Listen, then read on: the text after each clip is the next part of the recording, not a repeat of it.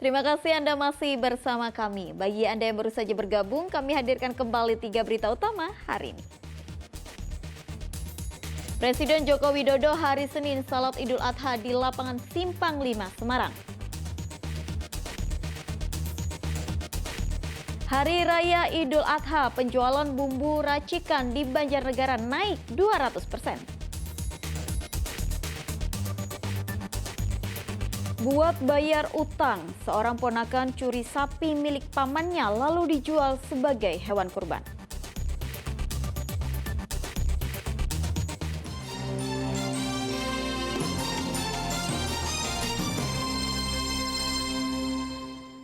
Senin pagi, Presiden Joko Widodo melaksanakan salat Idul Adha 1445 Hijriah di lapangan Pancasila kawasan Simpang 5, Semarang.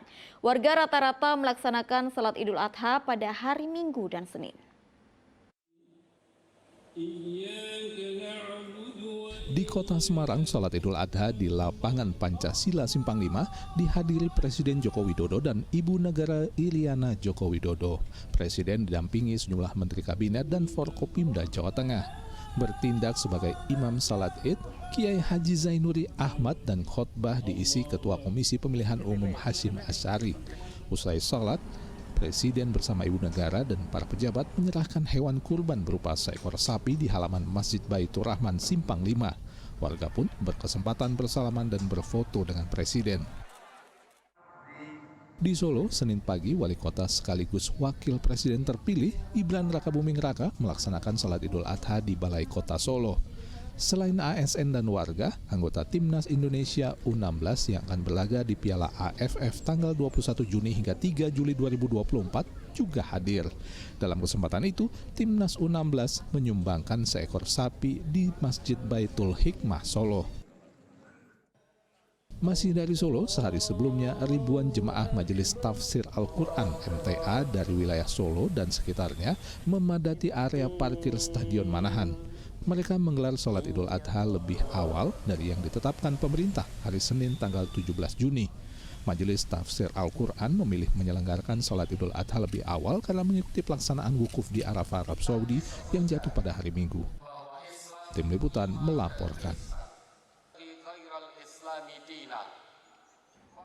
Saat Idul Adha, tak hanya pedagang hewan kurban yang ketiban berkah, penyedia jasa asah pisau dan golok pun ikut meraup rezeki. Permintaan jasa mengasah pisau pun naik 50% dibandingkan dengan tahun lalu.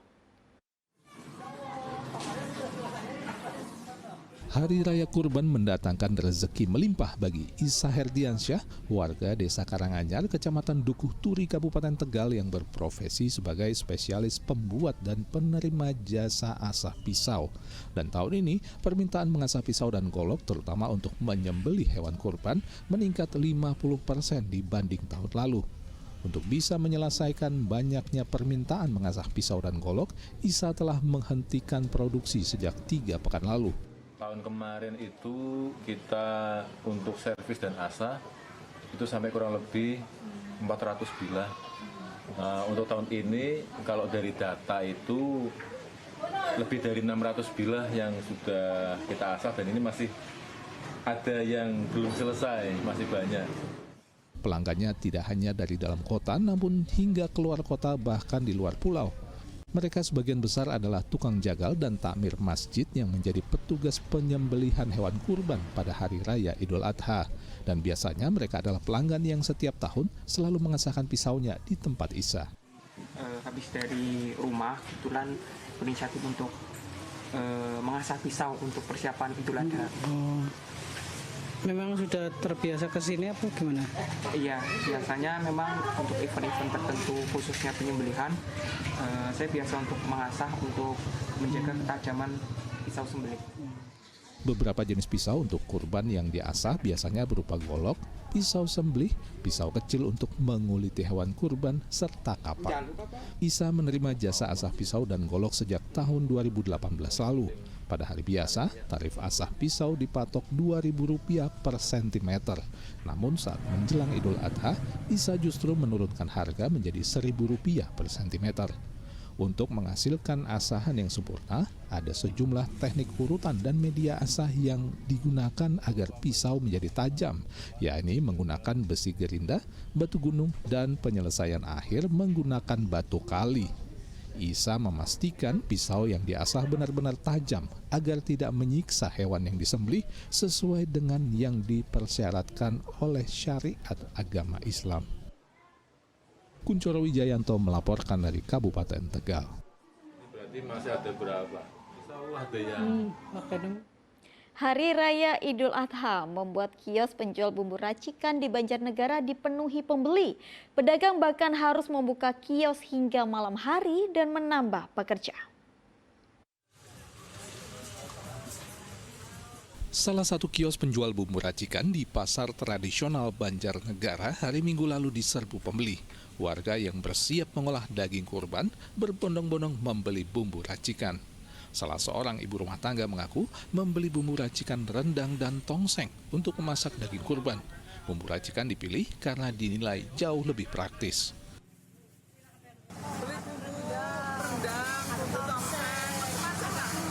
Itu persiapan buat itu tante. Kenapa memilih bumbu racik? Praktis. Pedagang bumbu racikan mengaku penjualan mereka naik 200% pada Idul Adha tahun ini. Bahkan untuk melayani banyaknya pelanggan, mereka tak hanya buka lebih lama, tapi juga harus menambah tenaga kerja. Untuk menjelang Hari Raya Idul Adha maupun Idul Fitri biasalah cukup melonjak tajam lah. Sampai berapa persen, Pak? Ya lebih dari 200%. Bumbu rendang, bumbu tongseng, soto, rawon. Kalau hari-hari biasa aku buka sampai jam 4 lah ya. Untuk hari menjelang Idul Adha kadang sampai jam 8, jam 9 malam. Ada penambahan pegawai juga, Pak? Ada. Sampai berapa, Pak? Itu sampai 2-3 orang sih. Setiap hari pedagang bisa menjual lebih dari 1.000 bungkus bumbu racikan. Untuk mengantisipasi kekurangan stok bahan baku, pedagang juga telah menyetok rempah-rempah jauh-jauh hari sebelum Idul Adha tiba. Harga bumbu jadi ini dibilang cukup terjangkau, bisa membeli sesuai kebutuhan, mulai dari Rp5.000 hingga Rp10.000 per bungkus. Sedangkan untuk bumbu gulai, rendang dan opor kemasan 1 kg dijual seharga Rp80.000 per kilogramnya. Mardianto melaporkan dari Banjarnegara. Harga ayam potong di Kota Tegal Senin pagi naik. Kenaikan harga dikeluhkan oleh konsumen, sementara pedagang mengeluhkan penjualannya yang berkurang. Harga ayam potong di sejumlah pasar tradisional di Kota Tegal Senin pagi dipatok sebesar Rp42.000 per kilogram. Menurut pedagang, harga ayam mulai merangkak naik beberapa hari sebelum Hari Raya Idul Adha. Sebelumnya, daging ayam potong dijual seharga Rp36.000 per kilogram. Menurut pedagang, kenaikan harga ayam potong dipengaruhi oleh naiknya harga kebutuhan pokok lainnya saat Idul Adha. Dari awalnya harga berapa yang paling rendah? Standar 38, 36, 36. Ini kan sampai 40, 40. Kadang membeli sisa, kadang kalau enggak kayak gitu ya pada kabur. Kenaikannya dari apa? Kurang tahu itu ya, orang PT sih yang nentuin. Oh, berarti dari pengiriman memang udah naik ya? Kenaikan harga ayam potong dikeluhkan konsumen. Salah satu pemilik warung Tegal mengaku tidak bisa menaikkan harga lauk pauk yang ia jual. Keuntungan pun berkurang karena naiknya harga daging ayam.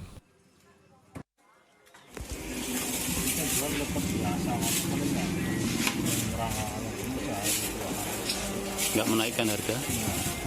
Apa?